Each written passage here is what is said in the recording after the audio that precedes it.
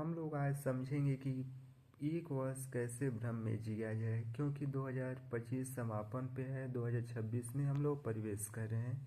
पिछले साल भी जब 2025 की शुरुआत हुई थी तो हम लोग अनेक प्रकार के ऐसे सपनों और कल्पनाओं को विकसित किया था, जो आखिरी रूप से देखा जाए तो समापन यानी कि दिसंबर माह तक आते आते वह कल्पनाएं तो अमल नहीं हुई, लेकिन जिन कल्पनाओं और संकल्प को लेकर हमने जनवरी माह में शुरुआत की थी वह संकल्प ही भूल चुका है। अब हम लोग 2026 में प्रवेश कर रहे हैं। अब नए नए कल्पनाओं नए नए विचार उत्पन्न होंगे।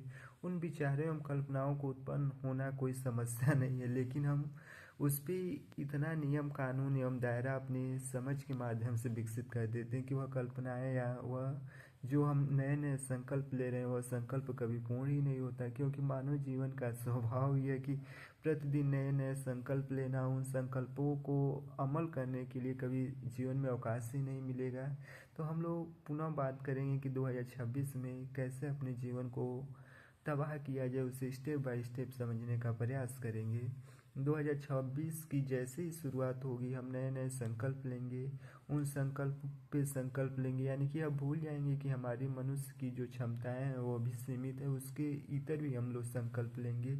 उन संकल्पों को पूरा करने के लिए 5 से 10 दिनों में अनेक प्रकार के ऐसे हमारे मोटिवेशन स्पीकर मिलेंगे, जिन्हें देखकर हम लगेगा कि चांद पे पहुंच गए हैं।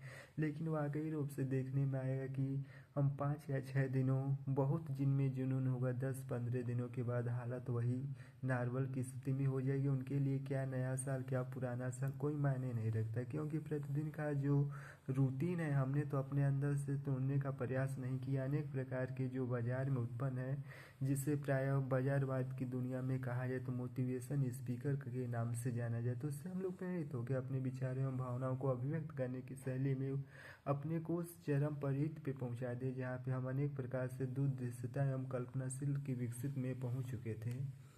दूसरे नंबर पे हम लोग बात करेंगे कि कैसे पूरे वर्ष हम लोग अपने को भ्रम में रखा जाए, क्योंकि देखा जाता है कि यहाँ पे हर काम के लिए भारतीय समाज में साहित्य और सुकून होता है, क्योंकि कोई भी काम सफल होना है असफल होना हम अपनी कार्य क्षमता पे नहीं मूल्यांकन करते। हमने किस शुभ मुहूर्त में कौन से काम किए और किस मुहूर्त में काम नहीं किए, उसके माध्यम से हम लोग संकल्प लेंगे। संकल्प लेने के बाद हम लोग दिनों रात यानी कि जिसे 24 घंटा कहा जाता है उसमें हम अपने आप को डुबाने का प्रयास करेंगे।